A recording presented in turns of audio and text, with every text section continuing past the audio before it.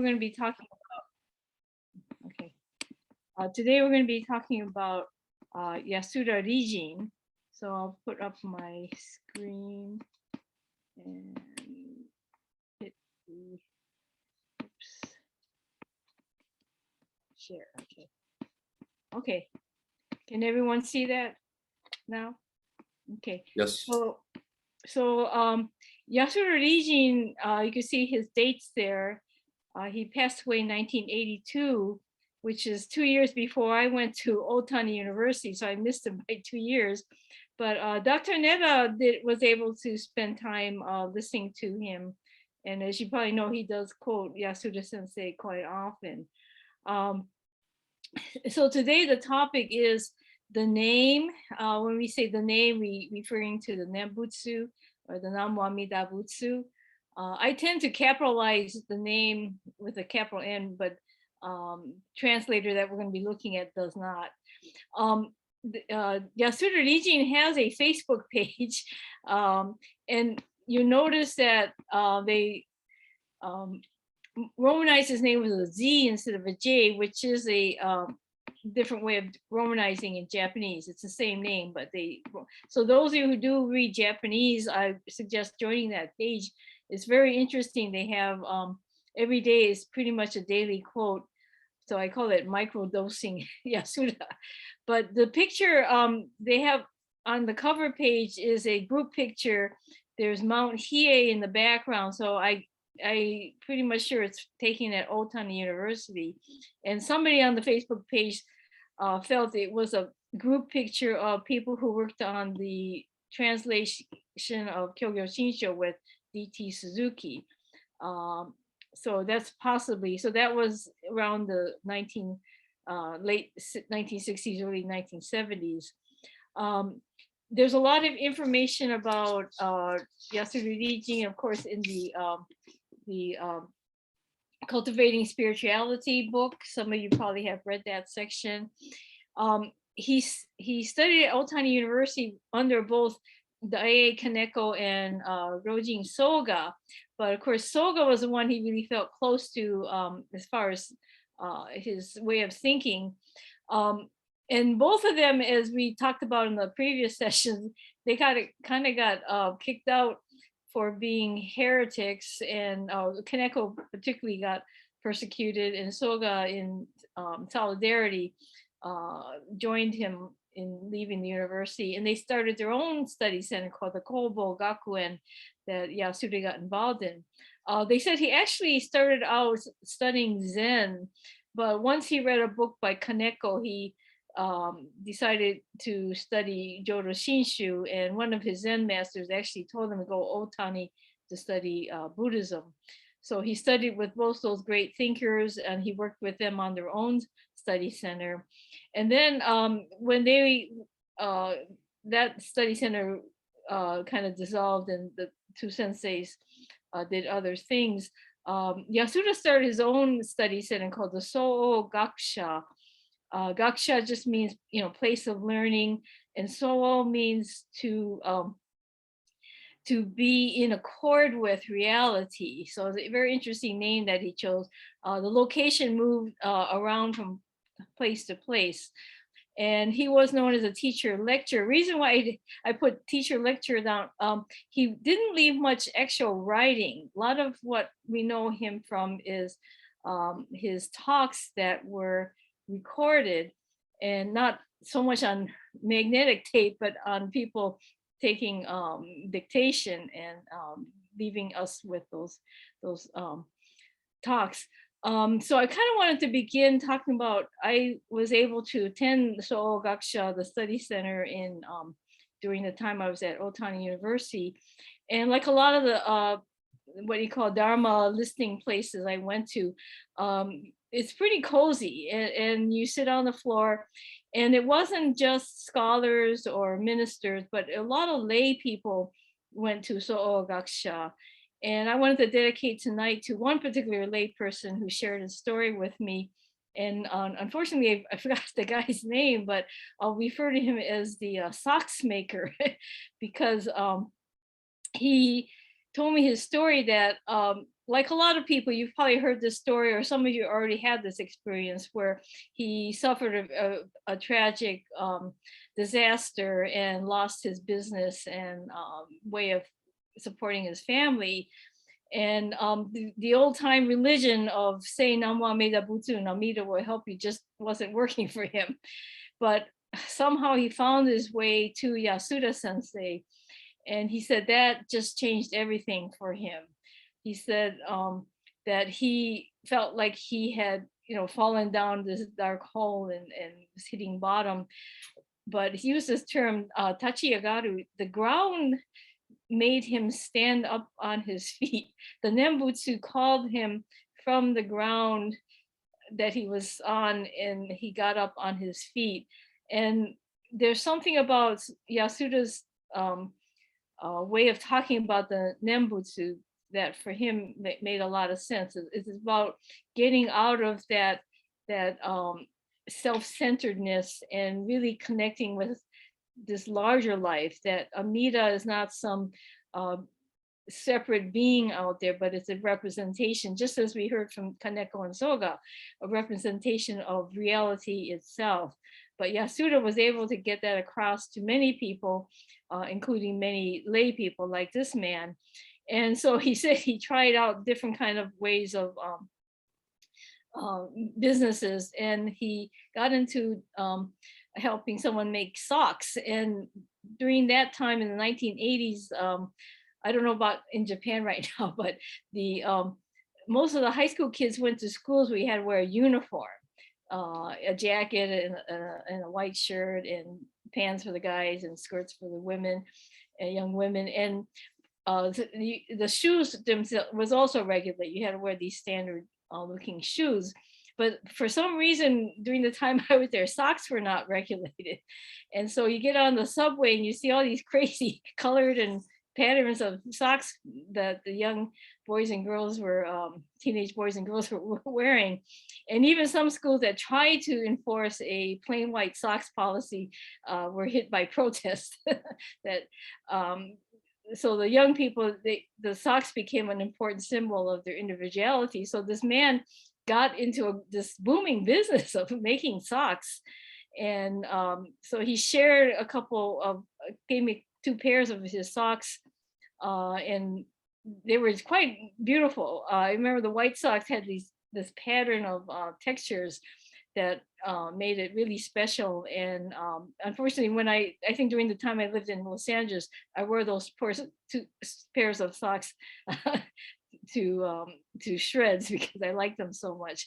But he, like other people at the Soho Gakusha, they had this sense of gratitude towards Yasuda sensei and really making the Nembutsu make sense to them and enable them to hear the name, the Nembutsu, as his calling of reality, which took their sense of not so much their individual life, but life itself, that they were able to connect to life itself. So I dedicate tonight to him. But during the time I was attending Soho Gakusha, I also got to know Mrs. Yasuda, the wife of Yasuda sensei. And I heard stories from other people that she actually, they had a lot of ups and downs in their financial situation. And people said she actually went around the neighborhood quite often to beg for, rice or sugar or flour or whatever, that she had that sense of no pride about it. She just knew that hope relied on the kindness of the neighbors that to help them out with their food. But that's what I heard, that she, when they had the ups and downs of their financial situation, she really went out of her way to make sure that sensei was given appropriate nutrition. So that's kind of my connection to Soho Gakusha and the Yasuda teachings. At the time I was there, I believe it's still true now, is Soho Gakusha is led by Honda Hiroyuki, who was Yasuda's prime student. I mentioned him before, that I took a course from him on Soga. So he's really the one carrying on with Yasuda's work. But the one thing here, let me see. Oh, so the translations we have of Yasuda so far are by Paul B. Watt. And I don't know if you can see on my screen, but there is a book by the University of Hawaii Press on Yasuda that Paul B. Watt wrote a biography and translations. So besides the 3 essays that are in the Cultivating Spirituality, he added 3 other pieces. And he does say a name, but not a name alone, in the 2016 volume is a little bit updated from what was in the Cultivating Spirituality. Unfortunately, he gave the title of his book, this demythologizing Pure Land Buddhism. I understand his original title was something about revitalization or modernization of Pure Land, but he chose that long word of demythologizing Pure Land Buddhism. But it's a really good book to have as far as the biography of Yasuda. Also, he gives a really good background of how the development of modern Shin Buddhism led to Yasuda. And also, I would recommend that Reverend Ken Yamada has a good essay talking about this piece we're going to be talking about today on the higashihonganji-usa.org. I hope most of you have looked at that website, because Reverend Ken has talked about Kaneko and Soga as well, and also has been writing a lot about Kiyozawa and Seishin Shugi. So it's a great resource. Reverend Ken does a great job of summarizing these important teachings. So,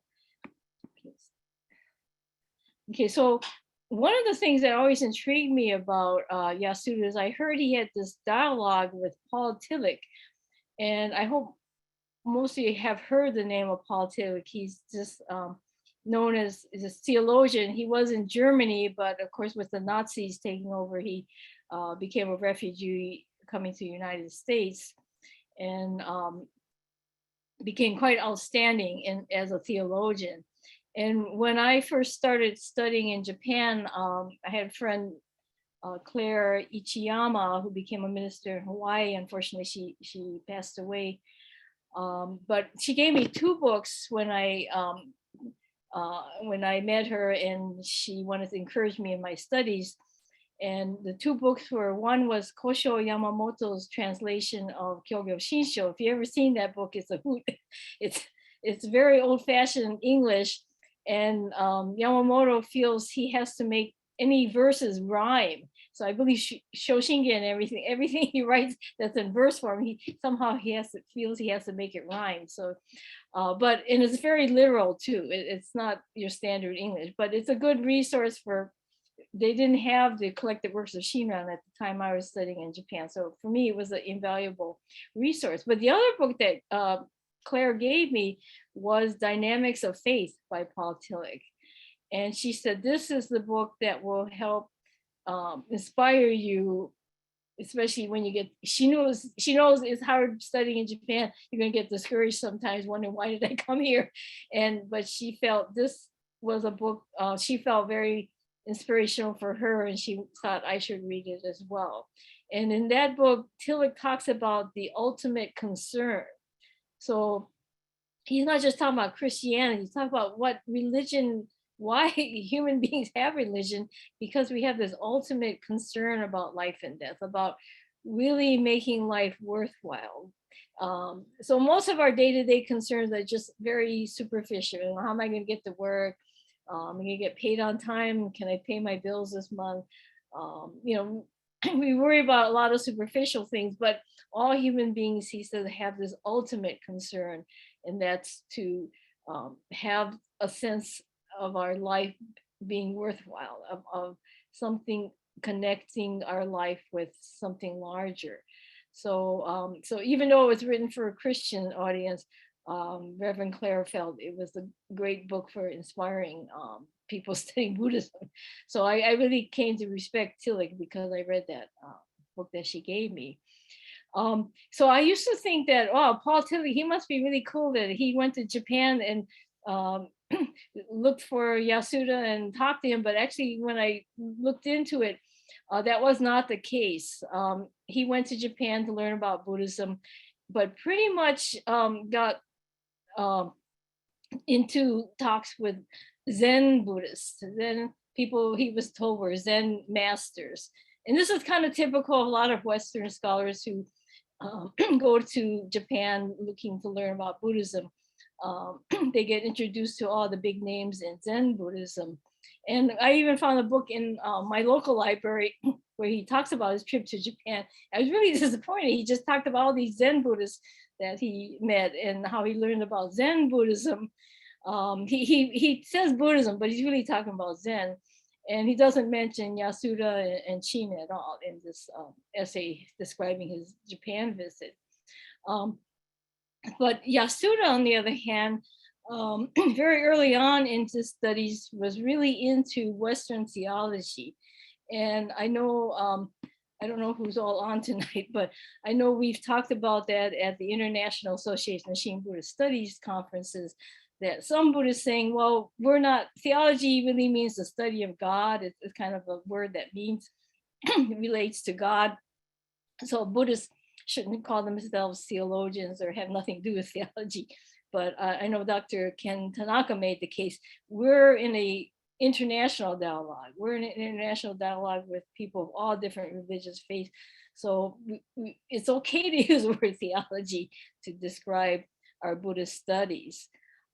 But one thing with Yasuda and other Buddhist scholars, but Yasuda in particular, really got into Western theology. And of course, Kiyozawa, going back to Kiyozawa's time, introduced to the European philosophers.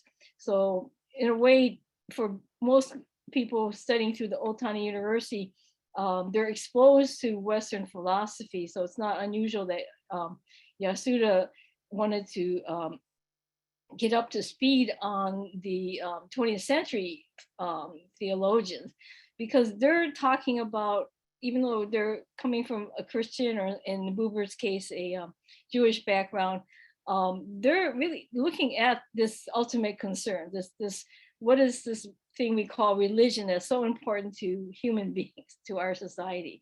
What is the nature of this thing we call religion? So Yasuda really felt, even though Buddhists kind of take it for granted that we have religion, she felt for the modern world and for modern people who've gotten so secularized, I think in Japan as well as any other place in the world, we need this theology. We need to have this reflection on what is the meaning of these terms and rituals and these belief systems. What is the meaning for us of this these great sacred texts? So Yasuda was really well read on all the 20th century and earlier theologians. And so when he heard Tillick was coming to Japan, you can imagine his excitement, like, oh, now I get to talk to one of the top theologians. So there was a panel convened in Kyoto with Tillick and several different speakers, but for Yasuda, it wasn't much opportunity to really speak to Tillick. So through Higashi Honganji, they arranged a special meeting where Yasuda and his entourage had to go up towards Tokyo in the Karuizawa resort area to meet with Tillick. And so in this picture, I don't know if you can see that well, but this is on the far left-hand side is Paul Tillick. Next to him is Richard Dimartino, who was in Japan to study Zen, but I've seen his name on a lot of Shin Buddhist translations as well from this time. So he was someone that Higashi Honganji used for an interpreter and a translator. The man with the back to the camera, I believe, is Reverend Nobukuni, who was a long time head of the Senshu Gakuin that Reverend Steve Toyoshima talked to us about in one of his seminars where he attended, and also Reverend Haskawa had attended that seminary. So, and then on the far right-hand side is Yasuda. I'm not sure who the gentleman near the window is. The woman looking at her watch. At first I thought, oh, maybe she's Dimartino's wife or something, wondering when is this going to be over? But no, I think she is a stenographer. I think there's a notepad on her lap. And as some of you old people remember, a stenographer is someone who went to meetings. They're kind of like a court reporter, and they, on this special notebook, they wrote shorthand to take down the dictation of every word that was being said. So I believe that's what her job is. And maybe the man near the window is maybe the Japanese stenographer taking things down. So there was no tape recording of this important event. We just have to rely on the notes that were taken at that time. And what made it difficult too is that Tillick, of course, didn't speak Japanese, so Dimartino had to tell Paul Tillick what the Japanese people were saying, and then listen to Paul Tillick and tell the Japanese people what he was saying. Though I believe Yasuda knew English enough, he could kind of understand what Tillick was saying, but it would be difficult for him to express in English, maybe. So Dimartino plays this very important role of translator.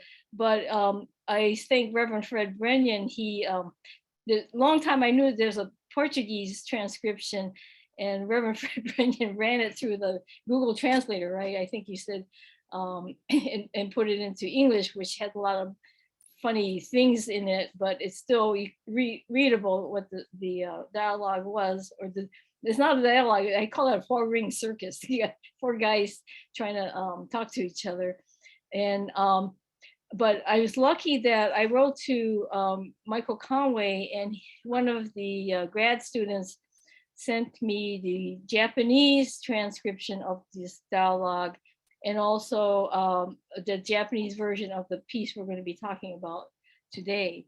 So so that's just setting the scene. So Yasuda really wants to get out to Tillick what the Nembutsu is not. Like a lot of you already heard people say, oh, it's just praying to some idol for, special favors. And that's not what it was at all. So we're going to get into this piece here. So what it is he met with Tillick in July, and then in September he gave a talk at a temple, and he wanted to reflect on this thing that he was trying to get across to Tillick. And as a memento of their dialogue, Tillick had written on a piece of paper, a souvenir piece of paper, Tanzak, that a name, but not a name alone, because he did kind of catch that Yasuda is talking about the importance of a name, meaning Namo Amida Butsu, and yet it's not just the name. So at least Tillick understood enough from Zen Buddhism that names are just transient things, but in the case of Namo Amida Butsu, Yasuda is trying to make point, it's not just a name. And so they translate in Japanese is this Nawa Tani Nani Arazu. So in this talk, he's trying to clarify some of the points I think he wanted to get across it. Like maybe it's more like afterwards you're thinking, oh man, I should have said it that way or that, whatever. But I think it's an important essay to go through. So to me, this is one of the important points to bring out. And like I said, Paul Watt, I put on there that he comes from a Methodist university in the middle of Indiana. And so his understanding of Buddhism is kind of in a general level, but it's amazing that he was attracted to Yasuda enough to do all this research. So even though I don't agree with a lot of his translation choices, the fact that he made the translation, I'm very grateful for. So Yasuda says the verb to say, and it's sho or tonaeru, and I talked about this when I was in LA, that's a couple years ago, but Dr. Netta says this particular character, to say is only one of several definitions for this character. But here Yasuda is giving just the normal definition of to say. But then he says it symbolizes, it's just a symbol of the fact that anyone can do it. This is not just raising one's voice. it symbolizes the fact that no effort is required, that it does not require our own effort because because it embodies the true effort that transcends our effort. That is because it is practice, and that's Japanese word gyo. Through the name, the Tathagata is practicing, gyojite iru. It is the name that causes the Tathagata to reveal itself as sentient being. In other words, it causes thusness as non-thusness to return to kaeda shimeru, to thusness. It is that kind of practice. So I think a lot of you have heard similar definitions before, that Tathagata represents suchness, that reality as it is. And so reality as it is beyond description, and yet to reach us, to touch our lives, it has to take a form of something that we can relate to. So that means thusness has to take the form of non-thusness. It has to take a concrete form, which is the name. But the purpose of that name is to make us return to thusness, to reality that's undivided, that reality as a whole, that really is what our life is part of. And it is that kind of practice. So, but one of the things I wanted to point out here, and I think this is something all of you should think about and help us out here, is that for so long, this word gyo has been translated in English as practice. And if you know Kyogyo Shinsho, Kyo is teaching, and they say Gyo is practice, Shin is faith, and Sho is attainment. But D.T. Suzuki, in his translation, which Yasuda was a part of the team, he translated that chapter in Kyogyo Shinsho as living instead of practice. If you look at all the other translation, like Collected Works of Shinran, it's always practice. And there's a presentation that Michael Conway did at the Shinran Bukyo Center in Tokyo. They were doing research on translating the Kyogyo Shinsho into English. And they asked Michael, they said, why does D.T. Suzuki say living? Everybody else says practice. And Michael kind of referred to the English, when we hear the word practice in English, and this is the old joke I think a lot of you already know about, the man was a visitor to New York City, and he stopped somebody and says, how do I get to Carnegie Hall? And the New Yorker said, practice. So that's what Michael said. When we hear practice, we think of doing something over and over and over to get it perfect, to get it perfect. So like D.T. Suzuki staying with the Paul Karas's family, probably heard the daughters practicing the piano or practicing their Latin conjugations. That word practice, maybe for him, was that kind of over and over doing something to get it perfect. So you can claim that you've achieved this perfection through repeated doing it. So that's what Michael Conway was telling the group, that for D.C. Suzuki, he knew English had that sense practice of doing something for perfection. And so he guesses that's probably why D.T. Suzuki used living. And maybe some people would say, well, living doesn't quite fit Gyo. But I would like to make the case that those of you know who are Japanese, you've seen this is one of the first kanjis that you learn in Japanese school, is to go. You know, when you see that kanji, to go. I mean, when you're in Japan, you got to make sure you get on the bus that has that kanji on it and the destination that you want, direction you want to go to. So it has that daily, everyday meaning of to go somewhere, to go, ikiru. But also ikimasu, iku.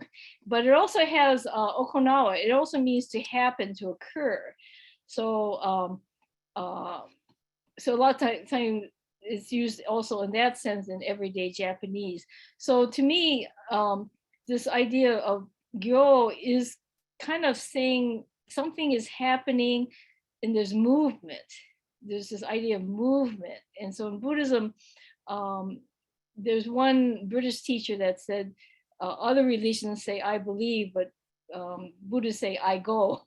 I go to the Buddha, I go to this Dharma, I go to the Sangha, this Gachami in our Three Treasures recitation. So I think that's what this character that the Chinese chose to represent something that moves, some kind of movement, occurrence that happens, not something that we're doing over and over to perfect, but something that's moving us, something that's occurring in our life. And so I could see why Ditizuki in that case chose living as the definition for that. And so when they say that the Tathagata is doing this movement, this living, this action, this occurrence, then it makes sense, because the Tathagata, reality itself doesn't need to do something over and over to perfect it. Reality is moving us. Reality is making it itself occur in our lives. So I think that's something I don't have a perfect translation yet, but to be careful when you see that word practice in Buddhist writings, that it does refer, this word gyo refers to something happening, something moving, not necessarily something that we're doing over and over. Okay, so the next quote here was talking about echo, which a lot of you know, meaning merit transference. But here Yasuda wants to say, the thusness that transcends names returns as the name in the form of the return of the Tathagata. The problem of human beings is responded to by transcending human beings, and further, without human beings becoming the humanistic standard, by transcending human expectations. This is what is known as fulfillment of transference. The solution to the problem of human beings is not for humans to become just as they think they should be. The problem of human beings is deeper than we human beings think. Hence, that which responds to the problem of human beings before human beings do so themselves is the primal vow, Hongan. So of course, Watt chose the very standard translation, primal vow, for Hongan. We talked in a previous session that in Chicago, we like to say innermost aspiration. That, and I think last time I talked about intergenerational aspiration. It's the aspiration that goes back to our earliest ancestors.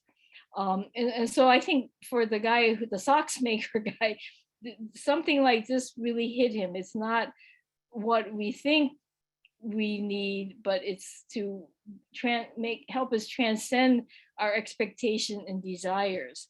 So I know a lot of people think Buddhism is humanistic, but here Yasuda comes out and said it's not a humanistic standard. And I think those of you in Jodo Shinshu know better than to describe Buddhism as humanism.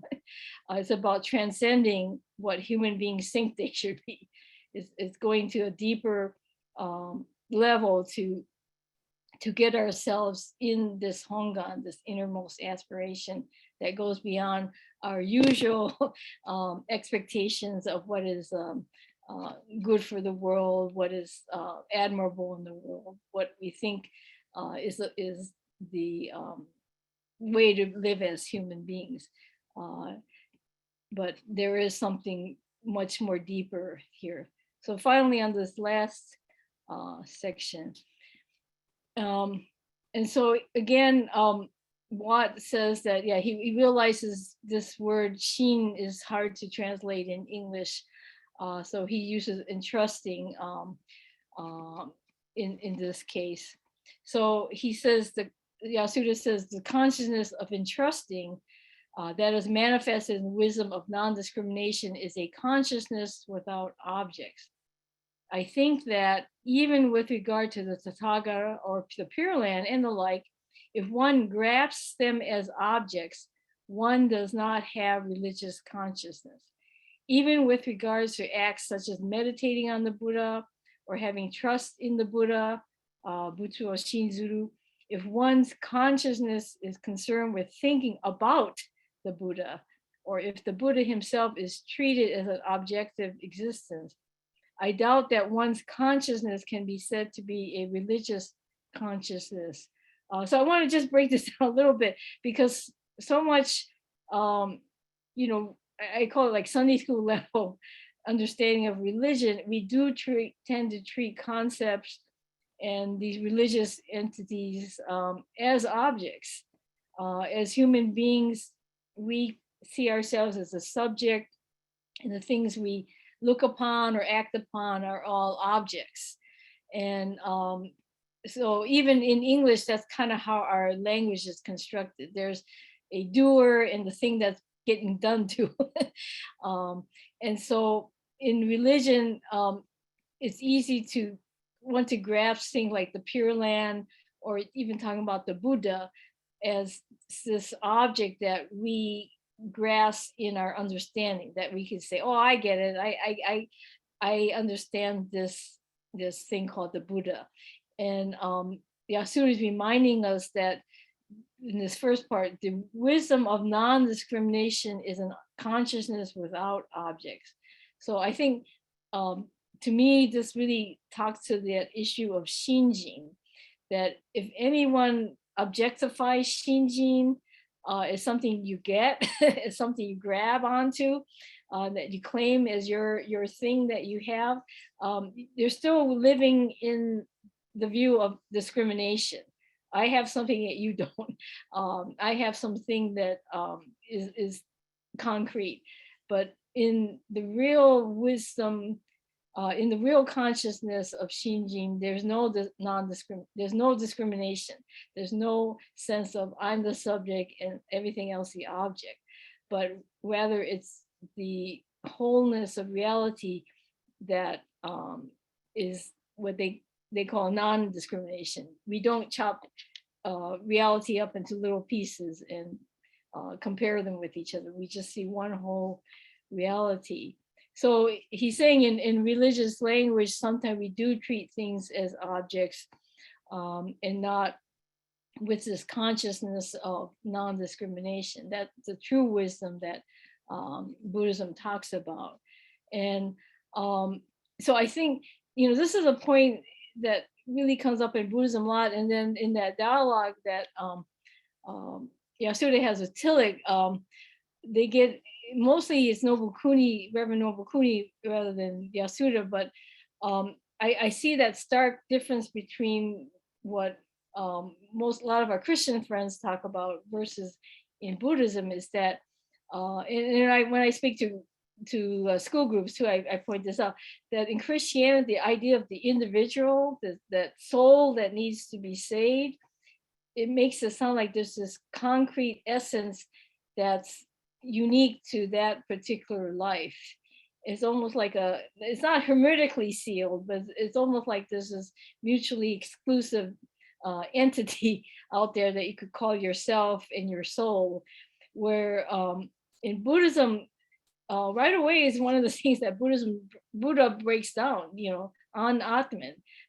That sense of the separate self really does not exist. We are all the result of all kinds of things coming together and continually shifting and changing, and we're always being influenced by cause and condition, and in turn our actions, our thoughts, words, and deeds also lead to causes and conditions that affect others. So in Buddhism, there's just this sense of a network, of a web, or you want to call it, of being interconnected. But in Christianity, that sense of the separate soul is something that makes it different from the Buddhist view. But although I would say in some Christian thought, and I think particularly like the Catholic contemplatives, they go beyond that sense of a separate soul, that the true sense of being saved is to feel identification with all of life. There is some Christian writing, I believe, that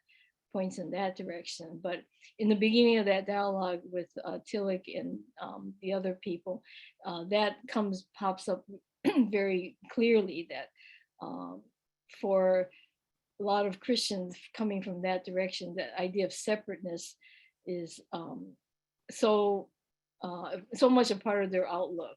So, but for Yasuda, coming from this view of non-discrimination, that what Shinran wanted to bring out from his reading of the sutras as the ultimate in Mahayana is where we have no discrimination, that we acknowledge that oneness of all things, that all interconnection, this intertwining of our lives with all other lives.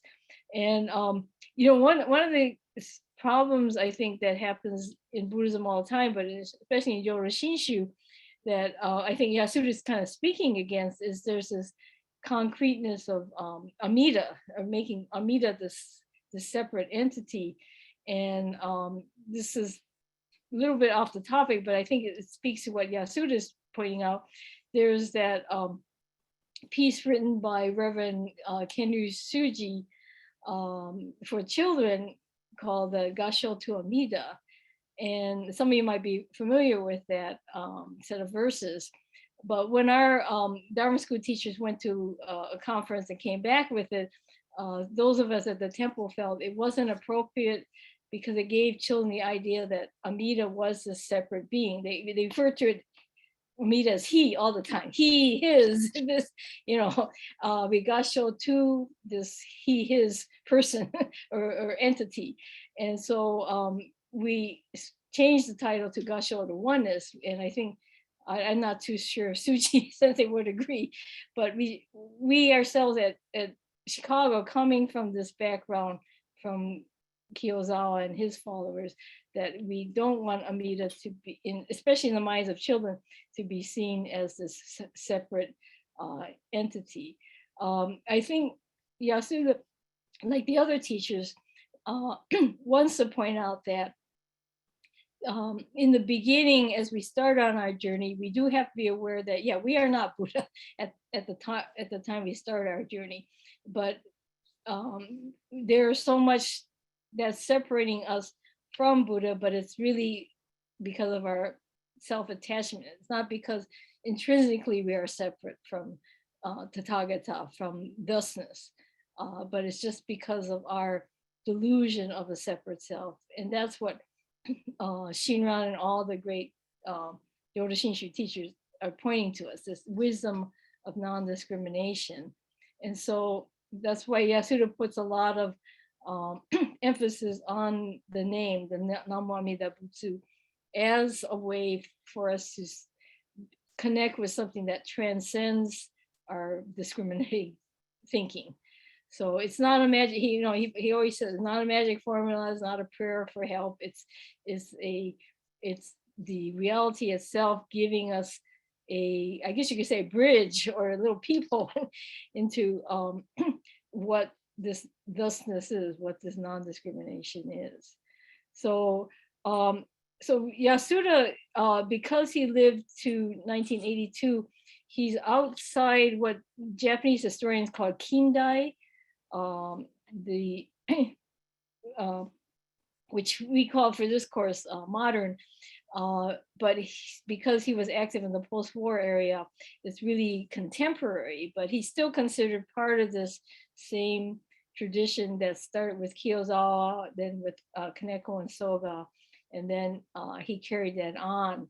And I think, when in Watt's book, he thanks a lot of the people for helping him with learning about Yasuda. And so it shows that Yasuda's presence at Otani University and among many of the ministers is still very strong.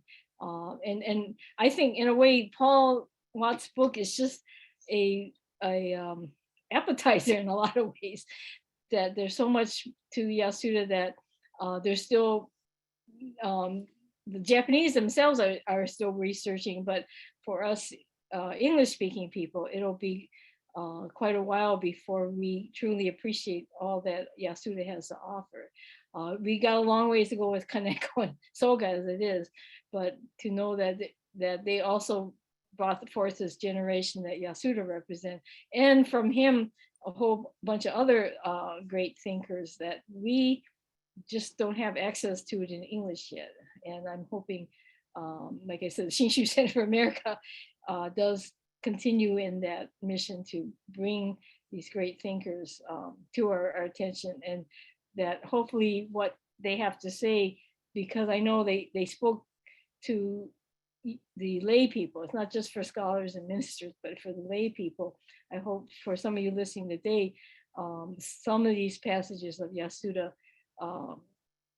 makes sense and does hit you in a way that you realize, yeah, Jodo Shinshu is not this superficial kind of comforting thing, but it really is to challenge us to go beyond our self-attachment and see that we are to return to this reality as it is. So, so next time I'm going to be talking about the two people that are not in this particular academic tradition, and that's Haya Akirasu and Shuichi Maeda. And I put on the syllabus, some of you seen that title, says Akirasu in Chicago and Maeda in Berkeley. Not that they actually were active in those two cities, but the fact that unlike the other people we've been talking about, there has been for many of us a long opportunity to learn about them in English. So in Akirasu, through the efforts of Reverend Gyoko Saito and Gyome Kose in Chicago, and then Dr. Neda working in Berkeley for us to learn about Shuichi Maeda. So even though those two in the academic world are not talked about so much, I think for us here in America, because we've had those years of reading them in English and hearing about them, they're kind of in a little different category than, let's say, Yasuda, Soga, and Kaneko. But they're still part of this modern presentation of Shin Buddhism. So I think, I hope you stay with us to go over those two teachers in this series. So, okay, I'm going to open it up to